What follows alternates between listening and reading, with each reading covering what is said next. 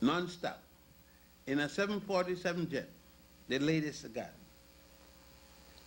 Give you food for 13 days that you're going to be there. Breakfast and dinner in the best class 5 hotel. There's nothing better than class 5. And I could take you around with air-conditioned bus, even the Mercedes-Benz.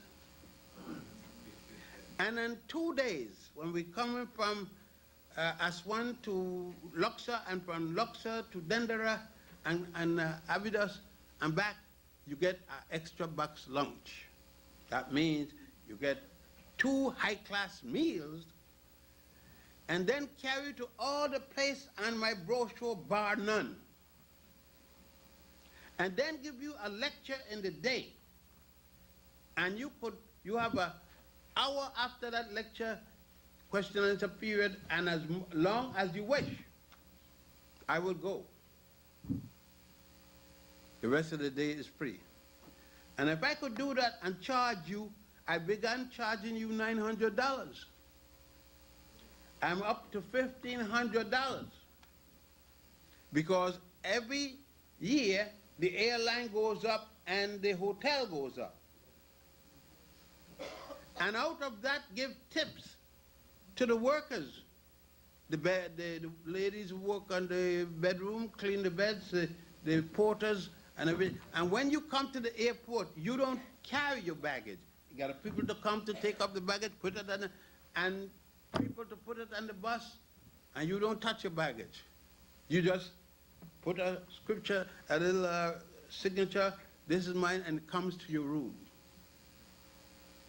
For all that, $1,500, less than $100, and actually it gonna come out.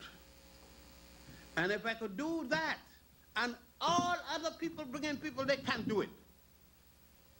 But it's the lowest fare in all of Egypt. Because I don't plan about nothing taking home. I have fun seeing the people have fun. And I go into the village, and you give the people your money or your clothing, and I don't take second-hand clothing. Only the same clothing you will have for yourself can these people be given. And still God doesn't have a thing to do with it. Those people were poor and poor and poor and more poor. And see them today.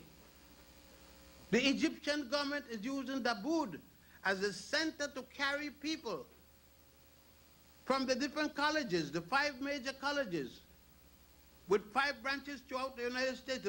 I mean, Egypt, the biggest college, bigger than anything you got here, University of Cairo, has 149,000 students per day, graduate students, and then in the night they have the graduate students. And God don't, and they got all kind of things for God. And God have not shown up once. And thousands of people die each year at the assemblage in Mecca. Some people go there to die. Why God don't save them? They go to die. God never once said to a dying man, don't die, brother. Don't die, things aren't so bad. I could take care of it. I am God. Never yet said it. Nobody ever died from God ache, heartache, stomach ache. I mean, you could count the things that you die from. How come you don't die from a God ache? You don't get alive from a God ache or God thing.